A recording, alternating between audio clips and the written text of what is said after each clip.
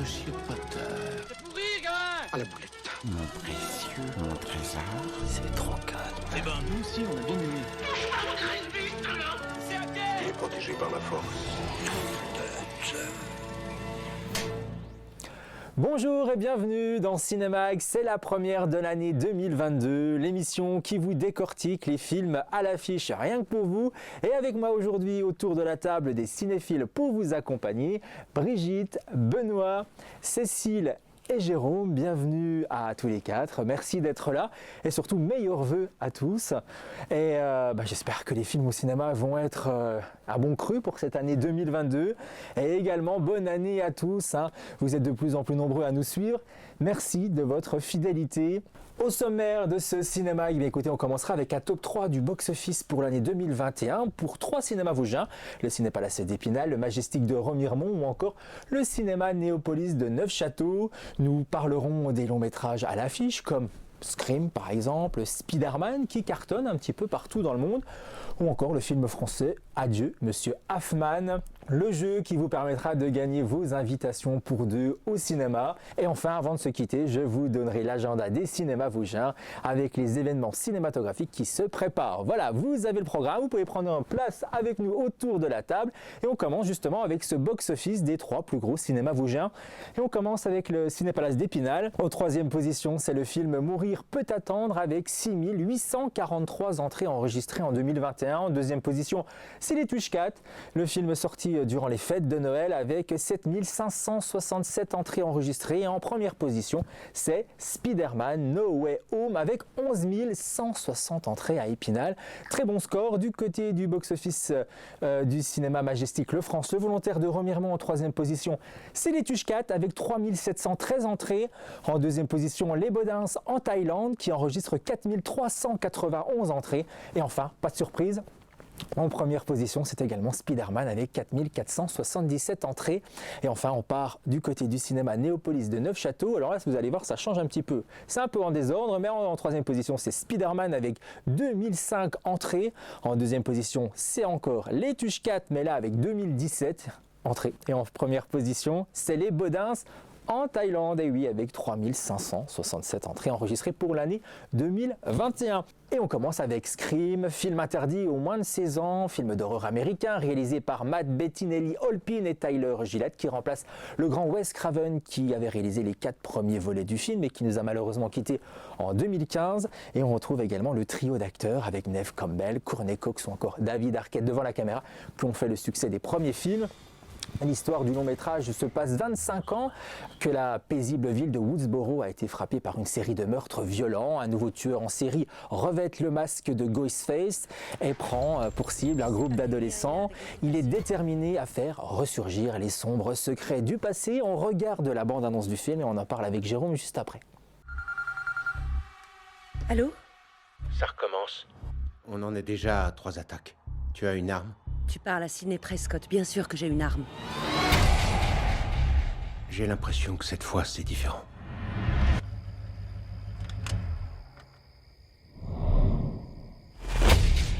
Samantha, je sais qui vous êtes. Je suis passée par là. Encore et encore. Ce sera ta vie à partir de maintenant. Parce que qui que ce soit, il va pas te lâcher. T'es prête ? Pour ça ? Jamais. Attendez. Scream dans les salles actuellement, note publique Allociné, 3,3 sur 5 actuellement. Alors Jérôme, est-ce que ça vaut le coup d'aller se faire peur avec Scream en ce début d'année ? Oui, c'est plutôt sympa. Je l'attendais pas vraiment.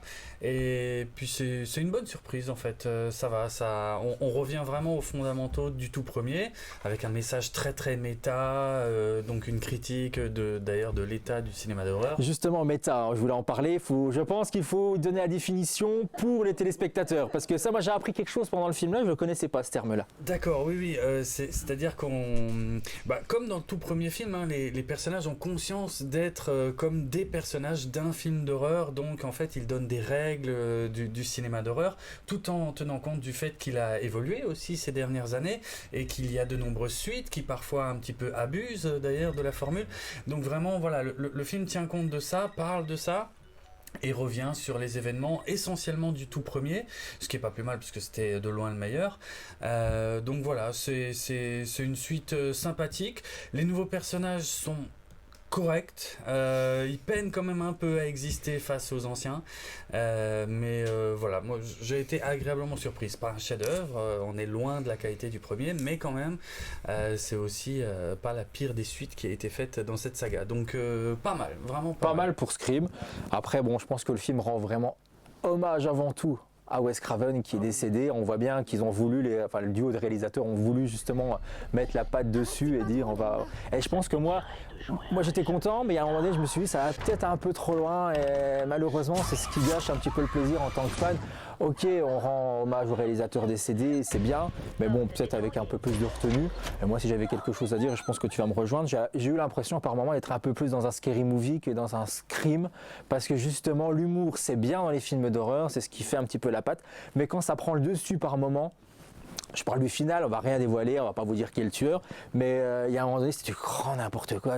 Ça part dans tous les sens et ça gâche le plaisir, quoi. Ça gâche vraiment le plaisir. Oui, tu trouves à ce point. Ah ouais. Pour moi, ça a été pire dans certaines des suites précédentes. Donc dans celui-là, je trouvais que ça pouvait passer encore. Ça va. C'est mieux passé en tout cas que dans les précédents. Bah moi déçu en tout cas de sortir, parce que moi je me souviens quand j'ai vu Scream 4, je suis sorti, j'étais déçu. Ah moi aussi. Et je commence seulement à l'apprécier avec le temps aujourd'hui. Et Scream 5, je suis sorti, j'étais pas déçu, mais je restais sur ma faim et je me suis dit que malheureusement c'était un petit peu trop poussé.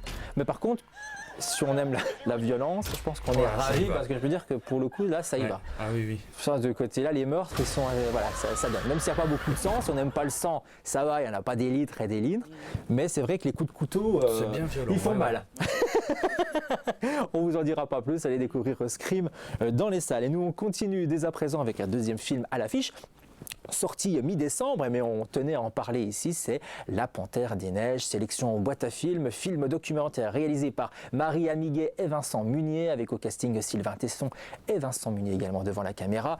Le long métrage nous mène au cœur des hauts plateaux tibétains. Le photographe Vincent Munier entraîne l'écrivain Sylvain Tesson dans sa quête de la Panthère des Neiges. Il l'initie à l'art délicat de l'affût, à la lecture des traces et à la patience nécessaire pour entrevoir les bêtes. En parcourant les sommets habités par des présences invisibles, les deux hommes tissent un dialogue sur notre place parmi les êtres vivants et célèbrent la beauté du monde. Regardez ces magnifiques images justement de la Panthère des Neiges avec la bande-annonce et on en parle avec Cécile, Jérôme et Brigitte juste après. Munier avait fait de l'affût une esthétique en même temps qu'une philosophie. Il m'avait invité à l'accompagner au Tibet à la poursuite d'un être que je croyais disparu, la Panthère des Neiges. This world has ears and rocks have eyes. En fait, on est très indifférent au monde qui nous entoure, à peine conscient. The world is a bush full of fire. Dans la nature, t'es face à toi-même, tu peux pas tricher. La Panthère des Neiges qui réalise un très beau score sur Allociné côté public, un 4,4 sur 5 pour la note. Écoutez, on peut commencer avec Cécile qui va nous donner son avis justement sur La Panthère des Neiges. Oui, bon alors c'est presque un film local, hein, même si ça se passe au Tibet, puisque Vincent Munier habite au Haut-du-Tau, pas très loin de Vanier, pas très loin de Remiremont. Bon, c'est un documentaire pour moi exceptionnel. Alors moi, je suis pas du tout branchée nature, animaux, mais alors je me suis complètement laissée emporter par les images. Bon, on a vraiment quelque chose de très complémentaire entre le livre de Sylvain Tesson, les photographies de Vincent Munier et puis le film de Marie Amiguet. Marie Amiguet qui a fait un montage exceptionnel. Je trouve que son montage est vraiment d'une intelligence rare.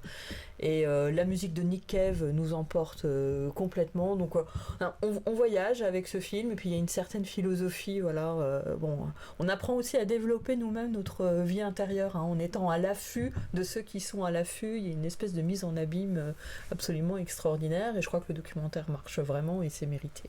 C'est mérité. Brigitte, est-ce que c'est mérité aussi? Oui, alors bon, c'est vrai que sur le plan visuel, c'est exceptionnel. Après, bon, le film adopte un petit peu la lenteur qui est celle de ces deux hommes à l'affût, donc c'est cohérent. En même temps, quelquefois, ça paraît un petit peu longuet pour moi. De même que j'ai trouvé quelquefois un petit peu envahissant le commentaire plein d'aphorismes de Sylvain Tesson, dont on connaît le style un petit peu ronflant comme ça. Bon, voilà, quelquefois c'était un peu la note de trop. Maintenant, je comprends tout à fait le succès, surtout actuellement où finalement, avec la crise sanitaire, les gens ont un sentiment un petit peu, pas seulement de confinement physique qu'on a eu, mais un peu de confinement mental. Et donc, ce type de film tombe aussi dans un contexte qui lui est très favorable. Et Jérôme, elle allait le voir également. Ah bah, grande surprise, bah alors tu t'es fait plaisir, ça va, c'était beau. De sang. Mais c'est un peu de la science-fiction aussi, il faut la trouver, la Panthère des Neiges. Hein. C'est vrai. Non, mais je rejoins tout ce que vous avez dit. Il y a des images sublimes, il y a des petits moments un peu poétiques, un peu philosophiques, un rythme effectivement très posé. Mais je suis d'accord avec tout ce que vous avez dit, mais c'est un moment d'évasion vraiment, vraiment cool, vraiment magnifique. J'en ai pris plein les yeux.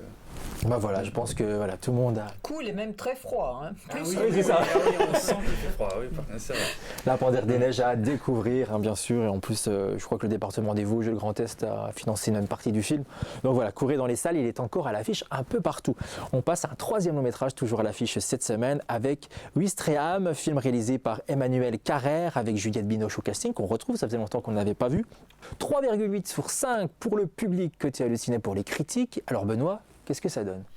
Oui, donc il faut rappeler au départ, c'est quand même un livre, un récit écrit par Florence Aubenas, qui était journaliste à l'époque à Libé, et qui a voulu vivre au quotidien ce que vivaient les ouvriers, les gens de faibles conditions, qui travaillent dans des endroits très particuliers, en l'occurrence donc les ferries. À Caen, où une équipe investit les couchettes, les couloirs, etc. pour faire le ménage. Ils ont 1h30, c'est extrêmement calibré, c'est même assez violent par certains aspects. Et donc Juliette Binoche, je trouve qu'elle est vraiment bien dans ce rôle-là. À la base, c'était pas gagné parce que bon, elle a quand même une image assez comme ça, mais finalement, elle se plie complètement au personnage et on rentre dans le film sans problème. C'est passionnant, le côté en immersion presque documentaire dans la vie de ces gens qui sont précaires, qui vivent dans des conditions assez compliquées. Et à côté de ça, cette femme qui est là, incognito, et qui à un moment donné, on sait, va trahir les autres, parce qu'à un moment donné, elle va être découverte, et ça, je trouve, c'est plutôt bien amené, c'est plutôt bien raconté, et pour moi, c'est une jolie réussite, ouais. Film réussi donc avec Juliette Binoche. Si vous aimez l'actrice, le film est toujours à voir du côté d'Épinal. Et on va jouer dès à présent le premier jeu de l'année, bien sûr. Vous connaissez le principe, une bande-annonce cryptée et des invitations à gagner si vous êtes le plus rapide. Eh bien écoutez, vous allez avoir une bande-annonce, il va falloir découvrir le film. Et si vous avez le titre, direction notre page Facebook, sur la page Facebook de la chaîne, en message privé, vos coordonnées et le titre du film que vous pensez avoir démasqué justement avec cette bande-annonce. Bonne chance à tous. On a un client important qui nous a fait confiance pour gagner. Regarde, il y a une vieille dans le champ. La vieille, c'est ma mère. Hein. C'est quand même que je suis pas un grand orateur. Eh ben, ferme ta gueule alors, ça sera plus simple. Grosse soirée punk en perspective. Vous avez trouvé, alors dépêchez-vous, il faut être le plus rapide dès à présent à se manifester sur notre page Facebook, la page Vosges TV bien sûr, un message privé, vos coordonnées et le titre du film. Et si vous êtes le plus rapide, c'est vous qui remporterez une invitation pour deux au cinéma de votre choix. Et nous, on continue dès à présent avec un autre film à l'affiche. Il s'agit de Monsieur Hoffman, film réalisé par Fred Cavaillé, film dramatique historique avec Daniel Auteuil, Sarah Giraudot ou encore Gilles Lelouch. Bah écoutez, 4 sur 5, plutôt une bonne note du côté du public. Alors est-ce que ça vaut le coup, Brigitte ? Oui, alors c'est un film qui est adapté d'une pièce qui avait collectionné les Molières il y a quelques années, 4 Molières, je ne sais plus exactement lesquels. Et oui, alors je dirais c'est un bon film grand public, avec une mise en scène qui n'est pas tellement originale, mais voilà, mais il y a un très beau trio d'acteurs, hein, Daniel Auteuil, Gilles Lelouch et Sarah Giraudot, et puis malgré les invraisemblances, il y a quelques invraisemblances quand même dans le scénario, on marche vraiment, il y a un vrai suspense, il y a une intensité dramatique, donc c'est pas un film inoubliable, mais c'est un bon film grand public qui évoque la dernière guerre, guerre qui au fil des années, c'est bien compréhensible, est de moins en moins présente dans le cinéma. Hein, donc c'est presque ce qui fait l'originalité du film, alors qu'il y a eu autrefois beaucoup de films, mais il y en a eu énormément, mais maintenant ça paraît presque obsolète, je dirais, on a tellement vu qu'on a l'impression de connaître bien le sujet. Voilà. Là, alors c'est pas le film de Truffaut, hein, c'est que je trouve plus le nom. Dernier métro. Voilà, ça n'a pas le niveau du Dernier métro, mais voilà, c'est un bon film. Tout à fait respectable sur le sujet. Bon, c'est vrai, comme tu dis, c'est un film grand public. Et moi je l'ai vu également, et bon, je trouve que malheureusement les scènes, parce que voilà, qui auraient pu être intenses avec ce suspense comme tu dis, moi je trouve que je n'y ai pas cru, et du coup je trouve que ça cassait un peu le rythme du film, et il manquait quelque chose dans la réalisation. J'arrive pas à savoir quoi, mais il manque. Oui, elle était assez plate, la réalisation. C'est trop plat, et du coup il y a des scènes assez quand les Allemands sont dessus et tout, on peut jouer là-dessus, c'est assez facile en plus normalement dans la mise en scène, et là justement il manque ce petit effet qui aurait pu être un vrai bon film. Pour l'anecdote, l'officier allemand est joué par le fils de Klaus Kinski, l'acteur allemand. D'accord, ok. Et c'est d'après une pièce de théâtre à la base, ce film-là. Voilà, vous pouvez découvrir toujours à l'affiche dans les salles vosgiennes. Adieu, monsieur Hoffman. Et on continue avec un film qui a cartonné pour cette fin d'année 2021, et on passe avec L'Homme Araignée, un Spider-Man No Way Home, film d'action d'aventure américain réalisé par John Watts avec Tom Holland qui incarne L'Homme Araignée pour la 3e fois déjà, et pour la première fois de son histoire cinématographique, Spider-Man, le héros sympa de quartier, est démasqué et ne peut désormais plus séparer sa vie normale de ses lourdes responsabilités de super-héros. Jérôme, alors à ce volet, parce qu'il y a un engouement, au box-office ça cartonne partout. Est-ce que c'est mérité tout ça? C'est un film qui divise énormément. Il y a vraiment les deux extrêmes. Ceux qui détestent, ceux qui ont adoré. Moi, pour être franc, ça faisait quand même très longtemps que j'avais plus aimé de Spider-Man. Et là, j'avoue, moi, je fais partie de ceux sur qui ça a fonctionné à fond. J'ai adoré. Je suis conscient des faiblesses du scénario. Clairement, il y a un concept derrière le film qui est de revenir sur les incarnations précédentes. Et donc notamment par le biais des méchants, et moi ça a fonctionné vraiment. Voilà, non vraiment j'ai adoré, j'étais à fond dedans, mais je suis conscient que, je comprends les arguments de ceux qui détestent et qui disent que le film est vide et creux, et ouais, c'est pas complètement faux. Le concept a vraiment pris le pas sur le scénario, et la mise en scène est sympa, mais n'atteint pas les sommets de Sam Raimi il y a plus de 10 ans maintenant. On est d'accord. Bonne trilogie à revoir, plein de plaisir. Cécile, alors toi tu as découvert ça un peu par hasard pendant les fêtes, c'est ça? Oui. Non, mais j'y suis allée 2 fois. Parce qu'on va passer avec des personnes différentes. Tu t'es fait plaisir. Oui, je me suis fait plaisir. Alors moi, j'avais pas du tout vu la deuxième saga. D'accord. Donc c'était un petit peu une découverte. Alors je pense qu'il y a quand même besoin de connaître les 2 sagas précédentes pour au moins les 2 précédents saisir. films avec Tom Holland, parce que non, même tous. On a besoin de tout voir. Ok, ça c'est important de le savoir alors. Tout voir, parce que moi je sais que mon fils cadet ne les avait pas vus et il était un peu perdu, quoi. Bon, il comprenait pas, parce que quand les gens disaient parce que forcément il y a des surprises.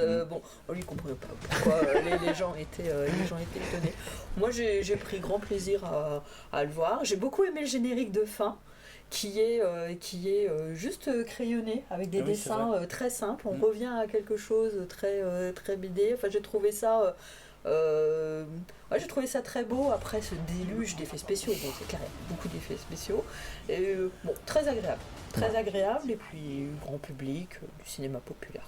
Succès mérité donc pour Spider-Man, un gros carton un peu partout dans le monde, parce qu'il vient de dépasser Titanic en termes d'entrée aux États-Unis et plus de 6 millions de spectateurs dans les salles françaises déjà. Ça méritait d'être souligné parce qu'avec la Covid et autres, on pourrait se dire à personne dans les salles et finalement, non, regardez, ça fonctionne encore bien. Côté public, 4,2 sur 5 à la note pour Spider-Man. On peut dire que c'est plutôt pas mal. Allez, autre salle, autre ambiance, sélection boîte à film dès à présent avec un film qui vous est proposé en version originale sous-titrée, thriller américain mis en scène par Paul Schrader avec Oscar Isaac au casting de ce film que Benoît va nous parler dès à présent. 3,4 sur 5 du côté du public, est-ce que c'est mérité ? Alors oui, je dirais que c'est mérité parce que c'est à la fois un film intéressant, mais c'est pas non plus un chef-d'œuvre.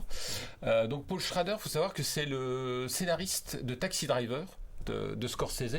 Et d'ailleurs, le personnage qui est joué par Oscar Isaac dans le film, c'est vraiment une copie du personnage de Robert De Niro dans Taxi Driver. C'est un type qui est torturé par son passé et qui est en quête de rédemption.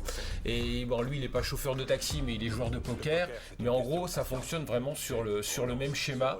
Et il y a aussi cette ambiance un peu poisseuse, un peu mystérieuse, un peu malsaine par moments, avec des flashbacks sur le passé du personnage interprété par Oscar Isaac, qui a torturé et qui est hanté littéralement par son passé, et qui va trouver une forme de rédemption dans la rencontre avec un jeune adolescent. Alors le film, là, en tout cas la bande-annonce est vendue comme un film de poker, un film de casino. Non, c'est surtout pas ça, le casino, c'est vraiment un prétexte, j'ai envie de dire. Le film est très lent, il y a des séquences qui font énormément de place au silence et tout ça. D'ailleurs, Oscar Isaac, lui, est souvent un acteur qui joue des rôles de mecs un peu mutiques comme ça, et il est plutôt pas mal dans le film. L'ambiance est très noire, c'est plutôt bien fait. Schrader, c'est quand même un mec qui a un passé de cinéaste indé assez remarquable, qui a jamais eu la reconnaissance d'un De Niro, mais qui fait vraiment un bon petit film indé américain. Donc c'est pas extrêmement prenant, on s'ennuie un petit peu par moment, on attend que ça décolle, et puis bon, finalement ça décolle jamais, mais bon, pour la qualité de la mise en scène, ça vaut quand même le coup. Donc un film à découvrir, The Card Counter, dans les salles. Et on continue avec Madeleine Collins, film dramatique français réalisé par Antoine Barraud avec Virginie Efira et Bruno Salomon au casting. C'est l'histoire de Judith qui mène une double vie entre la Suisse et la France. D'un côté Abdel, avec qui elle élève une petite fille, et de l'autre Melville, avec qui elle a 2 garçons plus âgés. Et peu à peu, cet équilibre fragile, fait de mensonges, de secrets et d'allers-retours, se fissure dangereusement. Ce film est noté 3,5 sur 5 sur Allociné. Cécile a vu ce long métrage, ça donne quoi ? Moi je connaissais pas le réalisateur Antoine Barraud qui a visiblement réalisé Le Dos Rouge que je n'avais pas vu. Mais moi je trouvais que c'était vraiment un film intéressant, alors qui s'ouvre par un plan séquence brillantissime dans un magasin. On est à la période des soldes. C'est à voir en ce moment alors. Et après on passe complètement dans un autre univers avec Virginie Efira, donc cette femme qui est dans tous les plans. Ce qui fait que presque le hors-champ disparaît parfois. Tout est concentré sur elle. Elle a une vie très énigmatique. Le spectateur est vraiment laissé à l'écart de ce qui se passe réellement. Alors moi, elle a une double vie, ça m'a fait penser. Alors je me souviens plus du titre, vous me le rappellerez peut-être. Un film des années 80 où on avait Miu Miu qui menait une double vie. C'était pas Une femme peut en cacher une autre ou quelque chose comme ça. Il y avait Eddie Mitchell qui était son mari, puis elle avait un autre mari. Moi aussi j'ai pensé, le thème est le même, traité totalement différemment, parce que l'autre était plutôt une comédie par contre, et pas un thriller. Oui, c'est ça. Et alors on avance progressivement dans le film. On n'a pas forcément toutes les solutions sur cette double vie de cette femme. Alors forcément la mécanique se grippe, et on est à ce moment-là de basculement dans la vie de cette femme. Virginie Efira est extraordinaire. Elle est vraiment extraordinaire. On la voit beaucoup en ce moment. On la voit beaucoup, on la voit c'est partout. mérité, il n'y a plus de film je pense. sans Virginie Efira et Léa Seydoux. C'est vrai qu'en ce moment, c'est les 2 actrices bankable du moment, on va dire. C'est à voir. C'est à voir. Brigitte ? Oui, alors moi je trouve que le suspense est mené de manière magistrale. Alors elle évoquait la première scène. Eh bien par exemple, il y a une longue partie du film où on se dit mais quel est le rapport entre cette première scène et la suite ?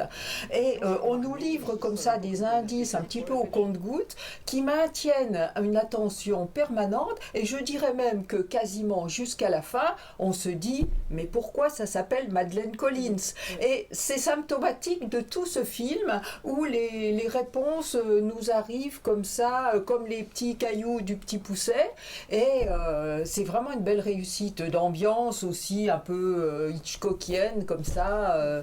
Oui, ça vaut le coup vraiment. Ça vaut le coup à découvrir encore, hein, quelques séances. Alors, à Remiremont, Ouistreham aussi sortira la semaine prochaine, et The Card Counter aussi. Voilà. Donc, les films qu'on a parlé. Si vous les avez ratés à Épinal, vous pouvez aller les voir à Remiremont et à Vanier également, à Madeleine Collins, ce jeudi à 20h30. Allez, autre salle, autre ambiance.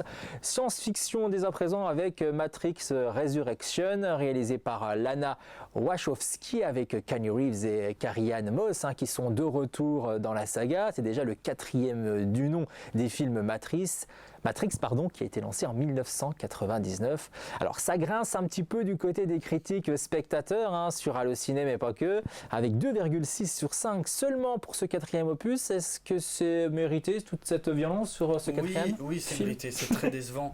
Alors je vais essayer de faire court, ce qui n'est pas simple, mais sur ce film, mais pour tous les aspects qui ont fait de Matrix une révolution pour le cinéma au début des années 2000, c'est extrêmement décevant ce 4e. Par contre, il y a des côtés intéressants, il y a un message méta, encore une fois, très méta sur l'état actuel d'Hollywood et qui essore ces franchises justement qui ne cessent de ressusciter des vieilles franchises. Et donc voilà, ça c'est peut-être la partie la plus intéressante du film. Et sur tout le reste, je comprends pas. Il y a pas mal de lenteur apparemment. Pas que c'est très lent. C'est un peu lent, et puis surtout ça nous apporte pas grand chose. En tout cas, ça nous apporte surtout pas ce qu'on vient voir quand on vient voir un Matrix. Après, il y a un traitement, il y a quand même un beau message à la fin, mais c'est pas ce qu'on est venu voir en fait. Donc c'est un film très étrange. C'est pour ça que ça a déçu un peu les fans, on peut dire. Clairement. Allez, autre film maintenant avec une sélection boîte à films, et dans le cadre de la décentralisation du Festival du film italien de Villerupt à Épinal, Nos plus belles années vous est proposé en version originale sous-titrée cette semaine. C'est une comédie dramatique italienne réalisée par Gabriele Muncino, et c'est Brigitte qui nous a vu cette petite comédie. Alors, sympa. Oui, alors j'appellerais pas ça forcément une petite comédie sympa, parce que c'est un film avec un épilogue plutôt optimiste, mais d'une certaine manière c'est un film assez nostalgique, très sentimental, qui lorgne un petit peu du côté de son illustre aîné Ettore Scola, qui avait réalisé Nous nous sommes tant aimés il y a longtemps. Donc le thème est un petit peu le même, c'est une histoire d'amitié sur 30 ans avec 4 personnages qui s'aiment, qui se fâchent, qui se réconcilient, avec une femme qui est un petit peu le lien entre eux, qui est aussi la pomme de discorde à certaines périodes. Et voilà, c'est très emballant. Là aussi, je dirais, c'est un film assez grand public, parce que on évoque un petit peu le contexte de l'Italie de manière très furtive. On voit même à un moment les tours jumelles à New York, ce qui nous situe les événements dans le temps, mais ces événements sont comme une espèce de repère temporel et de décor finalement. Il y a pas de... Les personnages ne sont pas investis tellement dans la vie de leur pays, mais c'est les bonheurs, les désillusions, comment 4 jeunes qui se sont connus au lycée évoluent dans des directions totalement différentes et restent malgré tout avec un lien très fort entre eux. Voilà, c'est une belle fresque comme ça.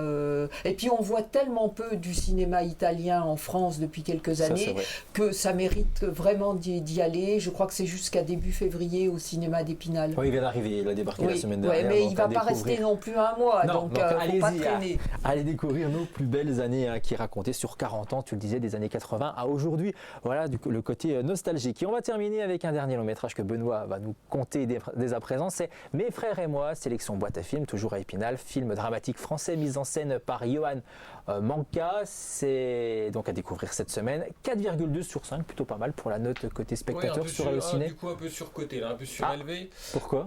Disons que c'est assez sympa, c'est gentil comme film, on va dire. C'est même assez classique dans le schéma, puisque c'est l'histoire d'un gamin qui va tenter de sortir de sa condition sociale à travers l'art, Donc là, en l'occurrence, la musique classique, le chant classique, l'opéra, puisque le gamin, donc c'est un gamin qui vit dans une famille défavorisée. Il a 3 frères, dont un est un peu trafiquant, un peu dealer, un autre qui fait un peu le gigolo, et puis un autre qui est assez violent. Et donc, au milieu de cette fratrie, il y en a un petit qui a une dizaine d'années et qui lui est passionné par Pavarotti, donc qui écoute ça en permanence. En plus, il y a une maman qui est sur un lit médicalisé à la maison, qui est dans le coma, donc il faut gérer tout ça. Et le gamin va tenter de sortir de sa condition à travers la rencontre d'une professeure de musique dans une activité d'été. Et elle va l'inciter à développer ce don qu'il a pour le chant, à participer à son cours, etc. Évidemment, cela va se faire maintenant sans difficulté. Il va refuser, il va être un petit peu rebelle et petit à petit, il va être amadoué par cette femme qui est jouée par l'actrice Judith Chemla, qui est vraiment qui est vraiment très bien. Donc on a l'impression d'avoir déjà vu ça énormément de fois dans le cinéma français. Je trouve que le film évite quand même le côté larmoyant, le côté bon sentiment. Il s'en sort plutôt pas mal. Donc c'est à voir en famille, parce que je trouve que ça peut également plaire à des ados, à des gamins. Voilà. Donc mes frères et moi à découvrir du côté d'Épinal, peut-être à Remiremont également. Non, c'est pas prévu. Pas cette année. Je ne sais pas. Je Bon, ne sais pas. Mais moi, je ne l'ai pas programmé. À suivre, peut-être. Allez, on va faire justement un petit tour des événements cinématographiques Vosgiens, avec les prochaines sorties cinéma également, et avec une avant-première qui vous est proposée à Épinal avec le film Vaillante. Ça sera pour le dimanche 23 janvier à 6h, mais également du côté du Majestic Le France de Remiremont à la même date et la même horaire. Autre avant-première, Super-héros malgré lui, le nouveau film de Philippe Lachaud, qui sera d'ailleurs présent du côté des Cinépalaces d'Épinal le dimanche 6 février à 14h. Mais écoutez, pour présenter son nouveau long métrage, on continue les avant-premières, il y en a pas mal avec Irréductible. Ça sera le dimanche 6 février à 17h30 au Majestic Le France, le volontaire de Remiremont, en présence du réalisateur et comédien Jérôme Commandeur, et oui, qui sera là pour parler de son film. Et c'est actuellement le festival Cinéma Télérama du 19 au 25 janvier. Tarif des séances 3,50 pour tous si vous avez le pass Télérama. Voilà, c'est la fin de l'émission. Merci à tous de nous avoir suivis. Merci à tous les 4 d'avoir été là et avoir parlé également de tous ces films à l'affiche. On se retrouve dans 15 jours. Et en attendant, on vous souhaite de passer du bon temps dans les salles obscures. À très vite pour un nouveau Cinémag.